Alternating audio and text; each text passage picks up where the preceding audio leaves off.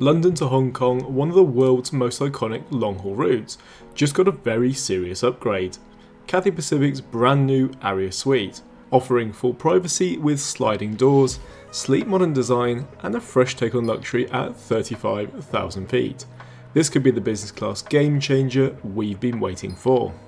I'm basically in Cathay heaven right now, although heaven, to be fair, doesn't have sliding doors or champagne.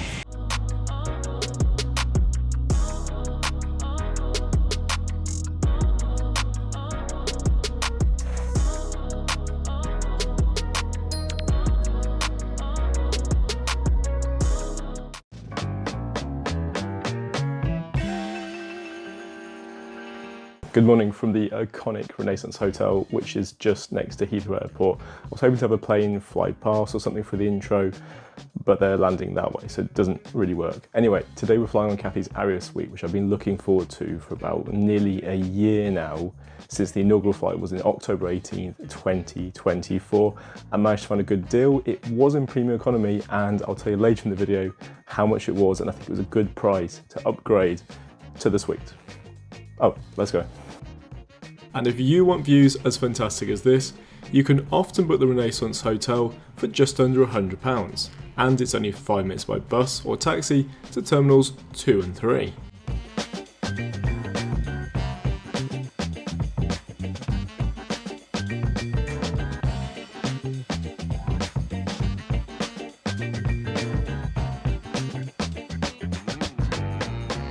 That was pretty painless, costing £1.75 on a contactless credit or debit card. Now we venture through the underpass to familiar territory, Terminal 3. So welcome to Terminal 3, which is home of quite a few onboard airlines, including British Airways, even though the hub is over at Terminal 5. Really excited for this one, not just because of the flight, they also have a really good lounge. If you've never been to an airport lounge before, this might be a tough place to start. Third-party lounges usually just meh. Maybe a packet of pretzels and a chair that feels like it came from your nan's attic.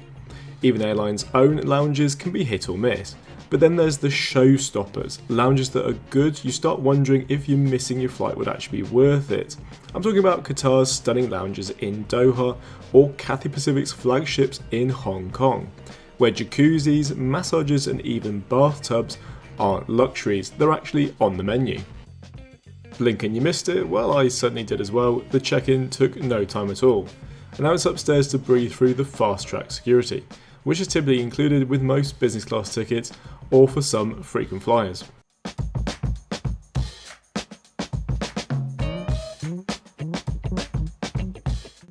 Now, if you haven't been here before, when it comes to onboard airlines, there is so much choice, like a buffet at different lounges. You've got Cathay Pacific, British Airways, American, and Qantas.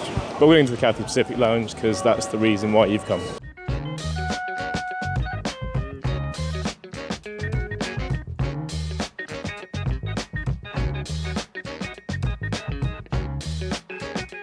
Cathay Pacific's lounge is split into two camps. The VIPs up front, that's first class and One World Emerald, and the business class section for everyone else or One World Silver. Given how good it is in here, you can see why they've had to restrict passengers on non-One World airlines at peak times. So where's the prime real estate? Those sleek black leather chairs by the runway. Basically the airport equivalent of front row seats at a fashion week, except the models have jet engines. And if chair envy doesn't get you, this sit-down restaurant might. The service is quicker than your boarding group being called, and the menu's a tasty mashup of East meets West. Think dumplings doing a happy dance with hamburgers.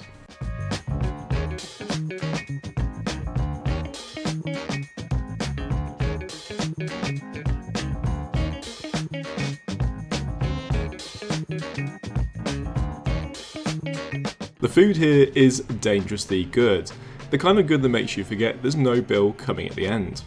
Tempting as it is to stage a one-person eating contest, I restrain myself. After all, I've got big plans for the onboard menu, and I don't want to roll into the plane like checked baggage. So with heroic self-control and maybe one last bite, I wander into the business class section for a sit down, preferably with a glass of something tall, chilled, and slightly judgmental about my willpower. I practically jog past the hot food counter without making eye contact, because that's how they trap you. One whiff of something exotic and suddenly you're balancing 3 plates, like it's an all-you-can-eat buffet. Instead I head for the calm oasis tucked away at the back. Plenty of seating, tastefully separated, proof that interior design actually earned their paycheck. And despite being really busy, I've hit the jackpot. I've landed one of the last so-called A380 chairs, the kind of seat that makes aviation geeks sigh happily, while staring at the runway like it's an art performance.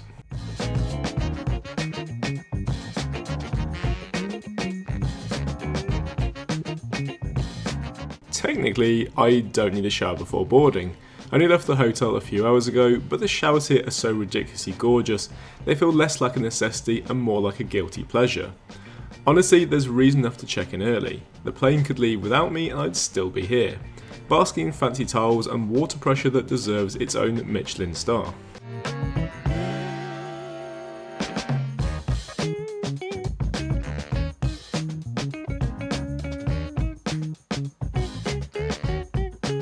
So that was a beautiful experience, and now it's time to board today's flight.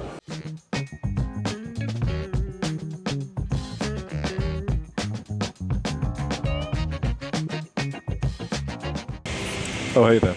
Today's flight is brought to you by, well, you. You see, your support on Patreon and YouTube keeps these reviews flying high, without any corporate turbulence, and it helps to fuel honest, independent reviews. And maybe even the occasional bag of Inflight peanuts. So if you'd like the channel to remain airborne, then head over to our Patreon or support us on YouTube.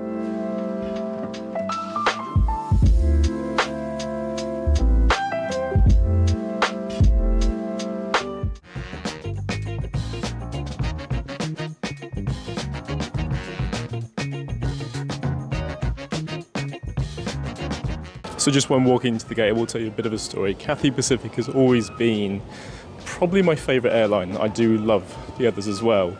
But also many years ago when I decided to travel with British Airways over to America and started the whole frequent flyer scheme. And they were the first ones really where I could actually use that stating into lounges, and they are some of the best in the world. So you can see why they have my heart. You could say I booked this trip backwards, because flying from London to Hong Kong is 2 hours shorter than the return. Naturally, logically, or not really, I saved the longer 14-hour slog for economy class. Genius planning. Still, at least it's a daytime flight, so with luck, the sleep deprivation won't hit me too hard. Today's journey clocks in at 12 hours and 35 minutes, covering a distance of 5,973 miles, with a whistle-stop tour over Austria, Romania and northern Turkey, before cruising into China and over to Hong Kong, just in time to pretend I'm not jet-lagged. Sadly, the departure gate isn't exactly a photographer's dream, unless you're into grainy shots of jet bridges. I might add some footage onto the end of the video for those who simply must see the plane in all its glory. Of course, there's always the other option, just book the flight yourself. Trust me, you won't be disappointed no matter which class you're flying in, though your needs in economy might argue otherwise.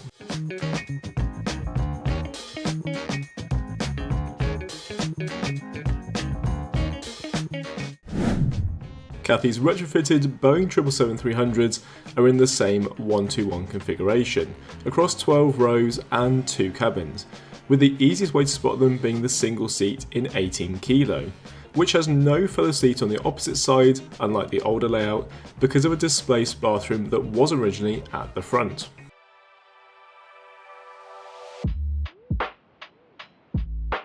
A seat this glorious might be heading to a route near you soon, with about 1 aircraft getting its glow up each month, and by September 2025 that should mean about 10 of them are in operation in the skies, currently serving routes to London, Sydney and Vancouver.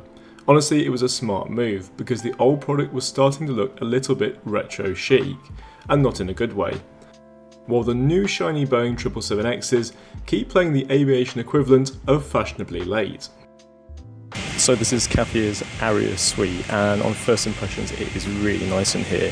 The privacy is the big difference between this and the old product, although the finishes, the services just make this just a real upgrade in terms of the product. If you're struggling to picture the difference, here's a look at the older Cirrus 2 seat, spotted on this ex-Cathay Pacific jet now doing time with Qatar. Let's just say it's fine. Comfortable, yes, but definitely not as slick or as modern as its younger sibling, the Cirrus 3, which you'll find lounging on the Airbus A350s. Think of it as a flip phone era of business class. It still works, but you know there's something shinier out there. It's 21 inches in the width, it's 43 inches of pitch towards TV, obviously it's bigger in the flat mode, which we'll talk about later, and as you see behind me there is lots of privacy. And that's important because during the design phase, keeping the walls lower shaves off a bit of weight, and therefore fuel costs, or go higher for that cocoon-like luxury vibe. Thankfully they went with the latter. Sure, it might cost them a splash more fuel, but honestly I'll take private jet chic over budget gym partition any day. 23 kilo doesn't just give you one, but two windows, complete with a front row view of the engine because who doesn't love a little turbine ASMR? Add in a side table with a faint wood grain texture that practically begs for a welcome drink. Plus a power setup that would make a co-working space jealous. USB-A, two USB-C ports, a universal plug socket, and just enough cubbies to stash everything short of your actual luggage. The real headline here is comfort. This seat is ridiculously comfy, whether you're sitting upright, pretending to be productive, or stretched out flat, pretending you're actually sleeping. I'll dive into the lie-flat experience later, once I'm more in the mood for napping than nibbling.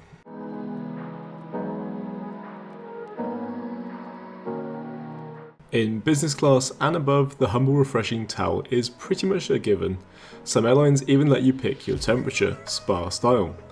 Cathay takes things a step further with Bamford branded amenity kits, which are surprisingly stylish and have been quietly upgraded over the years.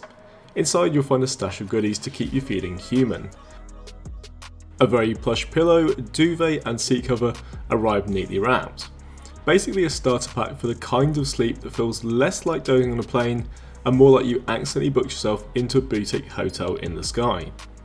On the side table the menu sits temptingly, full of culinary promises, while the 5-star crew, clearly on a mission to make this a very memorable flight, have already suggested a little something from the bar, and honestly, who am I to argue with that kind of hospitality? With my return flight getting ever closer, in less than 36 hours, I figured I should at least peek into the other cabins. Premium Economy is brand new, and these Recaro R5 seats are built sturdy enough to survive anything short of turbulence during the charger. They're laid out in a 242 configuration, spread across 6 rows and come loaded with perks, a gloriously juicy 15.6 inch 4K UHD touchscreen, 19.5 inches of width, 6 inches of recline and 38.2 inches of pitch. Add in a USB-A, USB-C and universal plug socket, and honestly, what more could you want? Sadly, like most operators of the Boeing 777, Cathay caved to the dark side and densified economy into a 343 layout. The Ricardo CL3710 seat does its best, but with 17.2 inches of width, 31 inches of pitch and the usual 6-inch recline, let's just say it's efficient. You do get an 11.6 inch HD touchscreen display, which also has Bluetooth pairing, which is nice to touch.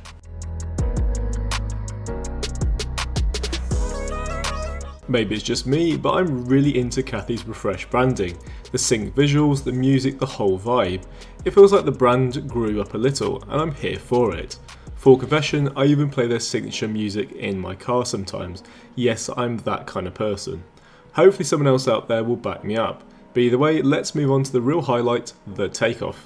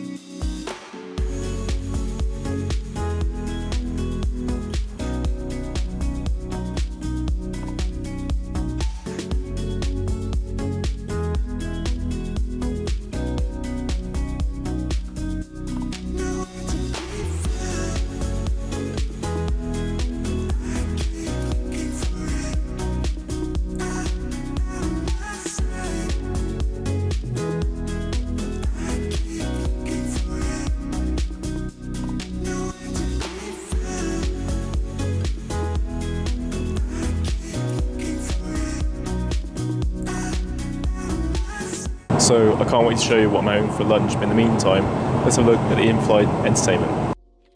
I have to say it again, it's brought to you on this beautiful 24-inch 4K display. It's like being at home, except the TV is so much closer. Cathay Pacific's in-flight entertainment library is impressively broad, like a buffet where Hollywood blockbusters sit comfortably next to Asian dramas, K-pop concerts, and even the odd art house gem. It's clear they've built it with both Western and Asian audiences in mind, so whether in the mood for superheroes saving the universe, a tear-jerking Cantonese romance, or just a few hours of soothing documentaries to lull you into a nap, there's genuinely something for everyone. The only real challenge is deciding what to watch before the cabin crew gently remind you it's actually time for bed. I won't bore you with the other sections because my voice needs a rest, and because Cathay has you covered with audio, games, music, shopping, and even multiple cameras.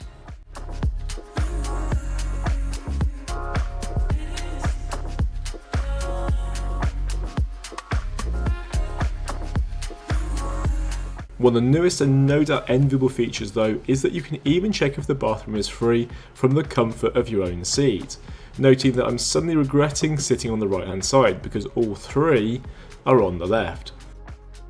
And besides the new must-have feature of Bluetooth pairing, the seat is also incredibly customizable, but to be honest I didn't really need that because I like the physical buttons.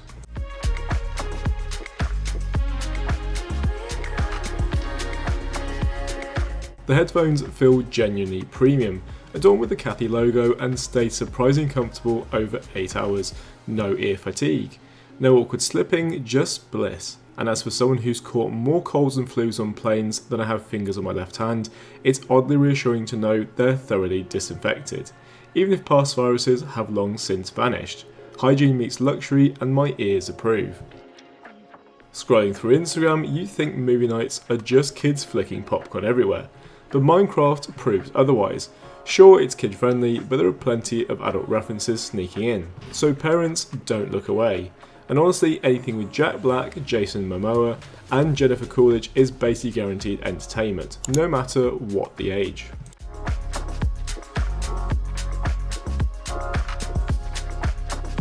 The design of Cathay's menus are really pleasing, and technically there are 3. With the addition of a breakfast option that you can neatly hang on your seat for the cabin crew's attention. There are some heavier and lighter options, knowing you may wish to indulge in the lounge before connecting flight. Cathay did at one point have an arrivals lounge, much like London Heathrow, so you can maximise on sleep, and I hear there are rumours it may be coming back. Cathay Pacific has come on leaps and bounds, but it still lingers in people's minds that the food suffered a little during the pandemic. Something which I'd love to tap people on the head and say this is a new era and then that was 2021. Either way, Cathay does well, unlike some of its low budget Chinese competitors, deliver on both Asian cuisine and a Western palate which is not easy. Perhaps I'll try from both sides of the continent just to get some perspective.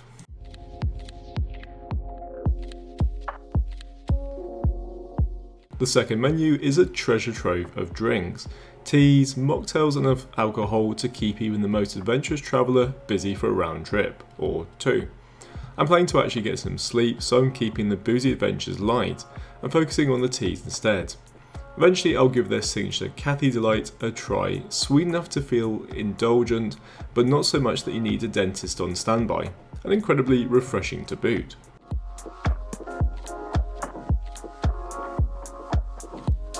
Tray table down, I kick things off with a soothing oolong tea, before moving on to that irresistible signature drink, the one I have to pace myself on or I'll be sipping them by the thousands.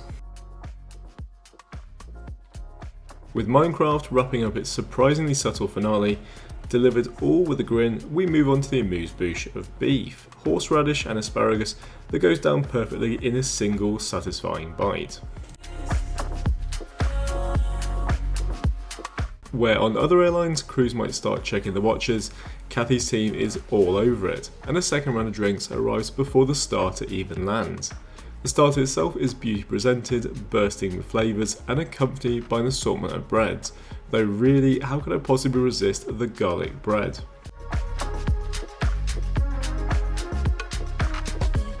So this looks really good.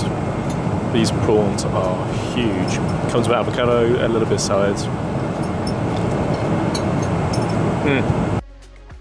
Deliciously followed by a simple mainly green baby leaf salad and a very pretty grilled parmesan crusted North Atlantic cod fillet that is beautifully creamy and the fish cooked to perfection. So distracted by the delicious food and my next movie choice, hadn't even noticed the disappearance of the sun out the window. Thunderbolts is about a team of anti-heroes who come together for a high-stake mission. Led by Yelena Belova, this deadly group faces betrayal, explosive action and a moral dilemma, as they navigate a world where trust is a luxury, who will survive and who will turn the tide. I once read that eating during an intense film makes you consume food faster, but maybe that's why I managed to savour both the cheese plate and the vibrant vanilla bean panna cotta with passion fruit jelly. Both were delightful options that do not disappoint. I have to say that was one of the best meals I've had on a plane. Love the texture, the quality, the presentation was really good, and the fish pie was just beautiful. I know I had 2 desserts, which is maybe a bit much, but they're not large and both really good. Lots of crackers, nice cheese variety, and they taste great, even at 35,000 feet. Anyway, gonna finish the movie, go to sleep, wake up, and then probably it'll be breakfast. Turning the seat into flatbed is ridiculously simple. Just a tap on the touchscreen under the side table and voila, your very own private cabana appears. It looks cozy at first, but I even had room to do the classic airplane slipper shuffle on my way to the bathroom. And the bedding, honestly, comfier than some hotels I've stayed in. Plush, high quality, and wide enough that when you roll around like a rotisserie chicken in your sleep, you won't wake up with a cold draft on your back.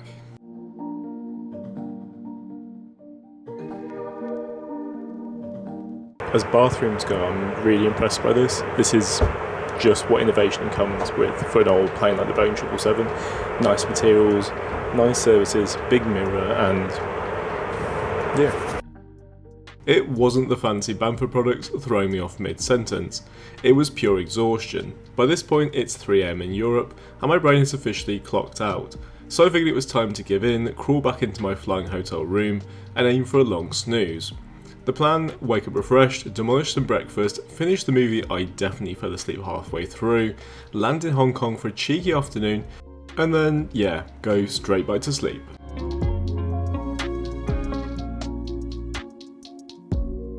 After some very complicated math, okay fine, I just looked at the flight map. 5 hours have flown by and I'm feeling as dry as a desert cactus. I drain the last of my water bottle and I wander off to the bathroom. Only to get delightfully sidetracked by the world's most cheerful crew member.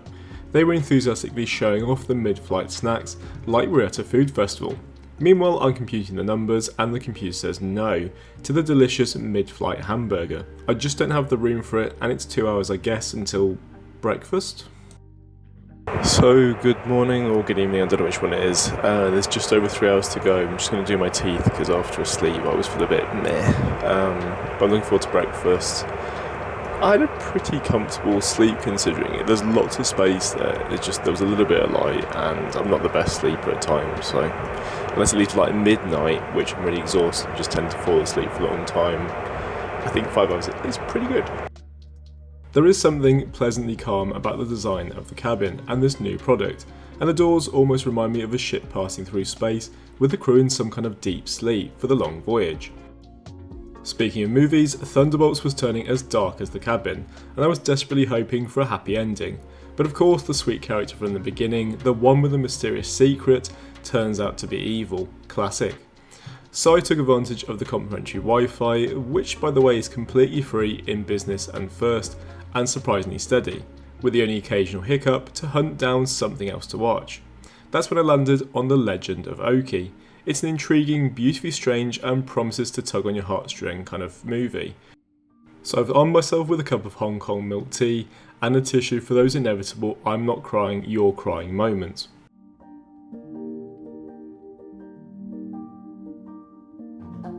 Halfway through the flight, and it's obvious I'm not the only one struggling to convince my body clock it's midday in Asia. I gave in to curiosity and peeked outside. Don't worry, everyone else was still happily cocooned in their pods, so no chance of waking the neighbours up. and honestly the skies over Chengdu put on quite a show. Just as I was admiring the view, the cabin lights began to rise, ever so gently like the world's classiest alarm clock, easing us into breakfast mode. At 5'9", I was more than comfortable stretched out in the flat mode, watching my movie and enjoying the refreshing hot towel service, which after not showering for more than 10 hours was basically a public service to everyone around me. But with breakfast on my way, I figured it was time to sit up and make myself more presentable. Luckily, I'd gone for a light and refreshing option, because nothing says good morning in the skies like pretending I didn't almost become one with the seat. I will just mention that the crew were genuinely so good, and they even wrote me a cute little card hoping I'd enjoyed today's flight, and honestly I've loved every minute, already plotting how I can fly them again. The Legend of Oki has me tearing up, and was I fully prepared to ugly cry? No, but my emotional moment was interrupted by the arrival of my wellness option. On the tray we have seasonal fresh fruit, a basket of warm pastries, and the star of the show, a quinoa energy bowl, packed with almonds, pumpkin seeds, cranberries and goji berries. It all sounds very virtuous, and it did the job.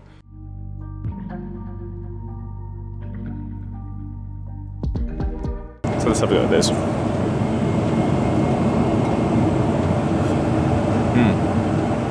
Very nice.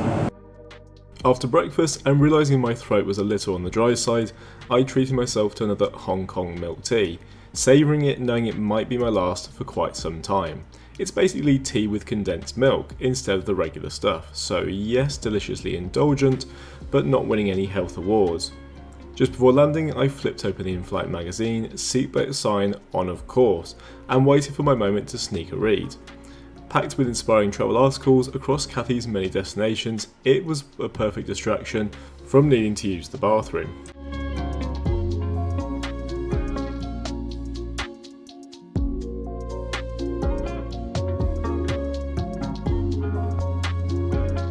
So I was hoping to go to the bathroom just before landing, and unfortunately the seatbelt sign's gone, so I'll have to wait. Anyway, I think you know how the flight's gone. It's time for the landing and then the conclusion.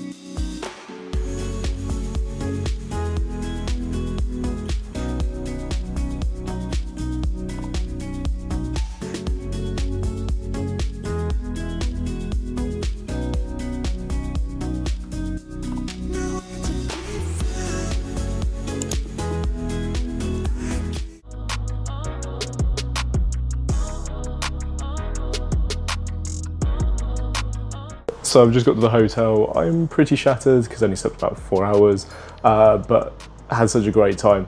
The big selling point of that product is the privacy. You can appreciate that you are in like a cocoon, and they've tried to make it as cozy as possible considering the angle and, you know, the restrictions on the width, the shoulders, etc.